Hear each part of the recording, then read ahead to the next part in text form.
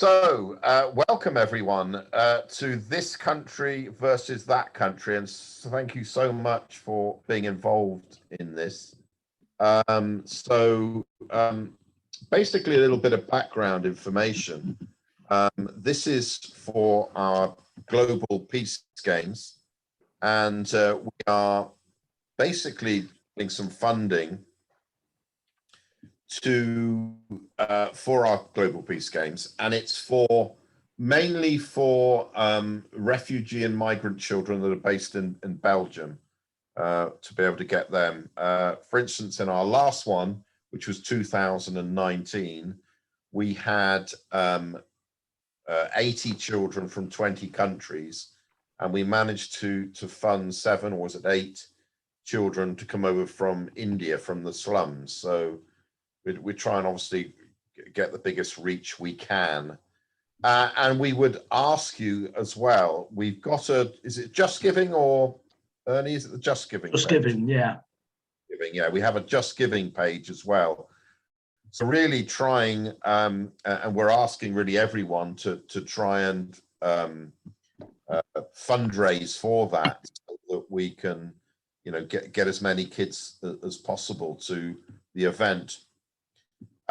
So in the Global Peace Games, what we do is that we twin pitches around the world with the Flanders Peace Pitch, which is the site of the one of the 1914 Christmas Truce Games between the Allies and the Germans. And our kind of motto is, if you can have a game of football during a world war, then anything is possible. And we see football as a vehicle for peace, a vehicle for connection. So a lot of the pitches now actually are in kind of, shall we say, kind of vulnerable areas. So we have a pitch in Israel, which is a project with Israeli, Jewish and Arab children. We have another pitch right near the border in India, Pakistan. So children from India and Pakistan play on that pitch. We have a new pitch in Croatia, and the person that's is driving that fought in the Balkans War, and has got all the people that were basically involved in that war. So children from all those countries and groups. And also the Congo as well. And there's a lot of issues going on in the Congo, Hong Kong with what's going on there. So Falkland Islands. So it's really very interesting now.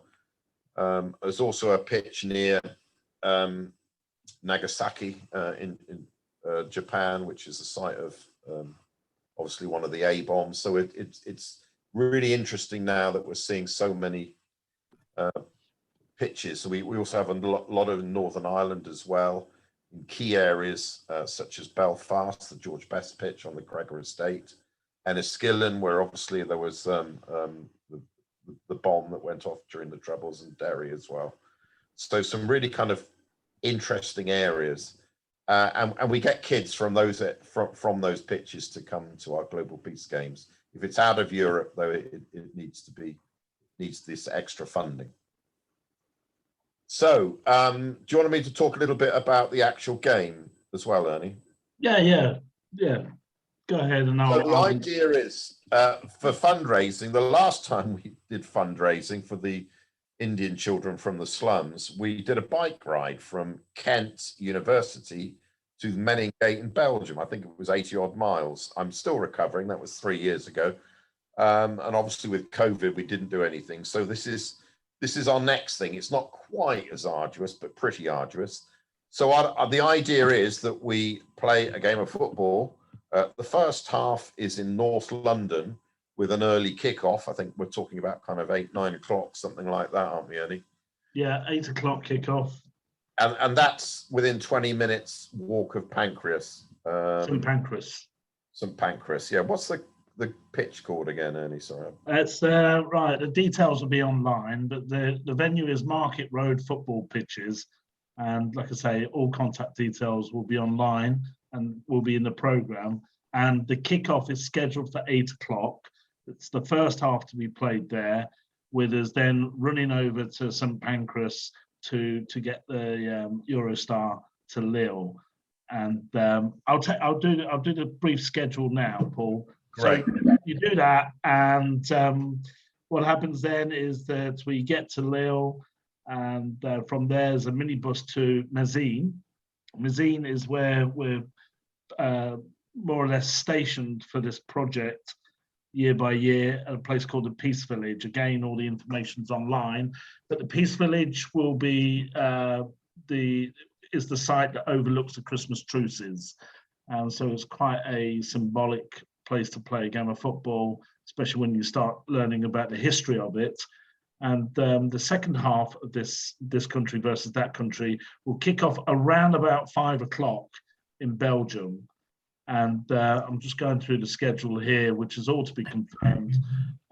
So once we kick off 5 o'clock, then we walk back up to the Peace Village. Incidentally, the Peace pitch in Mézines is under the Peace Tower of the Island of Ireland Peace Tower, which there's 250,000 soldiers buried there, and so that's the pitch that we'll be playing on. So we go back then after the second half to the Peace Village, where we'll have a dinner around about 6:30, and then at 8 o'clock we go on to the last post, which is again something worth looking up online, and I'll have a link for it. The last post is held in Ypres, and it's held 8 o'clock in the evening, and is every day of the year they hold a last post.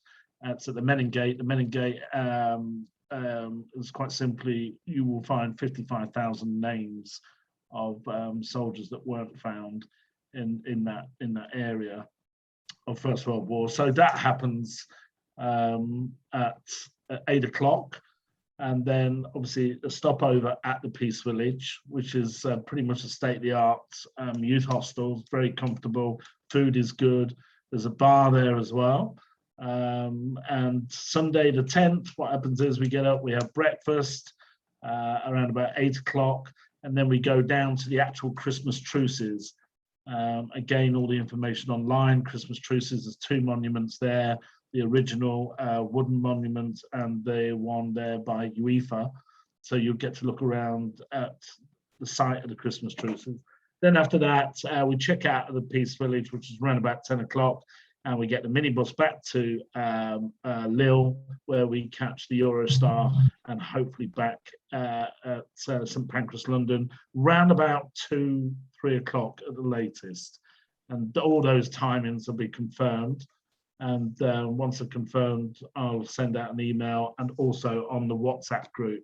But just briefly before I bring Paul back in, I mean, just to back up what Paul was saying about what it's about, is that we've been doing this now for 6 years, and it is all about raising as much money as possible. The event itself, much like the peace ride that we did 2 years ago, which was a big success. I think we raised around about £10,000. We're aiming to raise about 13,000, if not more, on this one. Obviously, we are what I call, we're not a corporate charity, we are a real charity. So 100% of the money that is raised will go to benefiting a respite for young people, mostly from war-torn countries, Syria, Middle East, refugees and migrants, to play with their peers from, there's a special needs school in Kent that will be playing at this year's Global Peace Games, the Wyvern School in Ashford. And there's also 2 schools coming from Prague, Czechoslovakia. They too have a multicultural representation. So we have in the past felt really lucky, myself and Paul and Charlie, as you know, Paul's son, came out with us the last time, and Afi's been out there. So for the boys and girls of Star Lizard, Afi will tell you how special this particular event is. A week-long peace education through football, cricket, rugby. They get to learn quite a lot, and it's amazing. It changes their lives. We've done it for 6 years, and we've kept in touch with many of the past participants, and they've given us incredible feedback, and we know that it helps attain additional academic results, and also gives them makes new friends and a lot of hope for the future. So for joining us, thank you. The hard bit now is the running is a couple of weeks to raise as much money as possible. Just Giving platform, the link's online, and it's up and running again. So if I've forgotten anything there at all, Paul or Afi, now's the time to remind us. Paul. No, I don't. I mean, the key thing obviously is the fundraising. So we would all ask you to do whatever you can and promote it, or social media, and try to get people to donate. And it changes lives. We have from the refugee children, we have over a number of years, we've had them come back as ambassadors and helping run the show. And I remember from the first one we ever did, we had one lad from Kent who was kind of struggling at school, never been abroad or anything like that, from a low income family, and had real no motivation. And he said that was the moment his life changed. He's now a lecturer at a university. I mean, it's extraordinary, some of the changes. If you'd ever met this boy then, wouldn't think in a million years, but that changed his life. So, and it's some of the other pictures we hope for the future as well. We've got such interesting projects all around the world, and we're hoping, touch wood, we've been in some discussions with some film production companies about actually having some kind of documentary made about the pictures, from Falkland Islands. We've got another one, brilliant one in Buenos Aires, which is a female club, women and girls that are basically victims of domestic violence, sexual violence, and it's in a really tough part of Buenos Aires where kind of women's football is rather frowned on, but they're absolutely, doing an incredible job over there. Extraordinary amount of girls and women are now going there using football as a therapy. So we've got projects like this, and I think we've got another really interesting one, haven't we, Ernie, in Canada? That's that's literally when is that? That is the end of that's in September, 26th of September. It's what's known as the First Nations. It's Saskatchewan, Red Indian football pitches with soccer, as it's known there. That's a really interesting one. They're twinning their pitch with Flanders. And at the same time, or more or less the same time, on the 16th of September, as Paul mentioned earlier, there's an amazing pitch being twinned in Croatia with mixed cultures and young people, quite simply connecting with the events of 1914 and the Christmas truces and the power of football. But just briefly about the Falklands one, there's one being discussed in the Falklands, which is obviously quite symbolic, as it'll be, I think, the 40th anniversary next year. And just to cap it all, there are 39 peace pitches around the world. And what is really to be proud of raising money for the Global Peace Games is that this, whether you find it shocking or not, but not one of these peace pitches has been funded by association football or branded football. These are communities that do this, and this is the connection we have with childhood football, and the reason why we're all doing what we do. So on that note, this particular recording will be up online to share with those participants that couldn't make it. And at the same time, the links will be live, raise as much money as possible. Before I hand back to Paul, I'll just ask Afi, if you're still there, have you got anything to add, Afi? Hello, I'm still here, yes. Well, we only to say, really, as you sort of mentioned, Ernie, that a number of us from the Iceworks did come out and volunteer at the Global Peace Games a couple of years ago, and it was a properly rewarding and amazing experience for us to see how amazing an event that is. And yeah, as you were talking about, it changes people's lives. I still have very strong memories of an incredible conversation I had with one of the Afghan kids, who's telling me how cricket saved his life, quite literally. So yeah, it's a brilliant thing to be raising money for. Yeah, we're all going to work as hard as possible to raise as much as we can. And just about what the week entails for the children. So it's not just football. They play. And it's also not necessarily for sporty people. So it's half girls, half boys, 14 to 16 age group, mixed ability, and we do kind of jumpers for goalpost football. We do cricket. So we have the Belgian Cricket Association, which I believe come over, and we do touch rugby. So it's the games that were played in the UK during the First World War, the sort of games. But they also do other games, and then it's a peace education program. We do an art workshop, art graffiti. Last time we did a music workshop with drumming, and the kids also work each night, talking about what they've done that day. Also, we go out and we do the last post ceremony at Menin Gate, and we visit. We do a war walk of the trenches.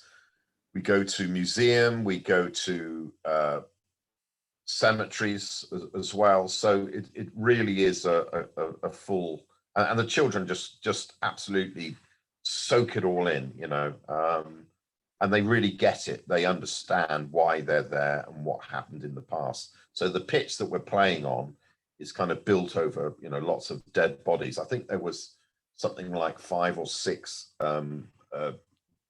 missiles underneath when they were kind of laying the pitch that they had to make safe.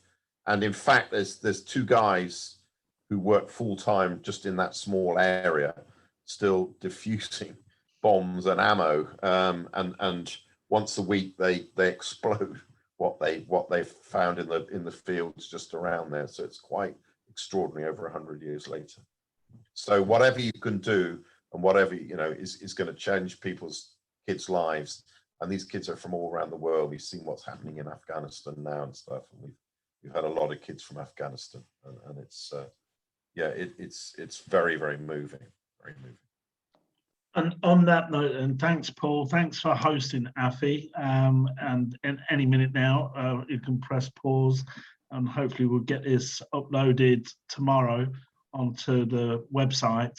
And in the meantime, just to say, whoever is out there and joined us this evening, thanks for joining us.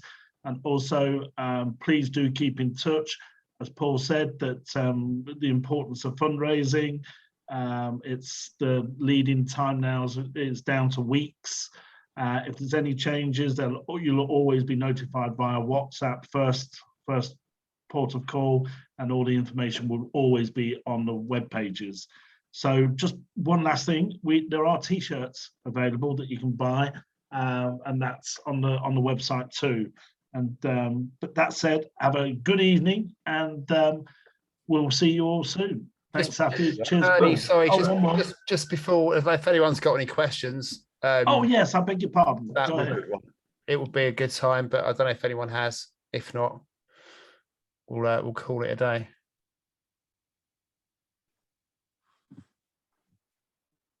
Okay, I'm guessing not. Okay, on that note, I've just got one question, and that is, Afi, who is going to win the Premier League this year? Oh, there's no point asking me. All right then. Gosh. Fulham. No. If you ask me, I'd say Fulham. we're in That gives it away, doesn't it? My knowledge. All right then. Listen, guys. Thanks for that. Have a good evening, and we'll catch up shortly soon. Okay. Thanks, everyone. Guys. Cheers. Take care. Thanks a lot. Thank you. Cheers.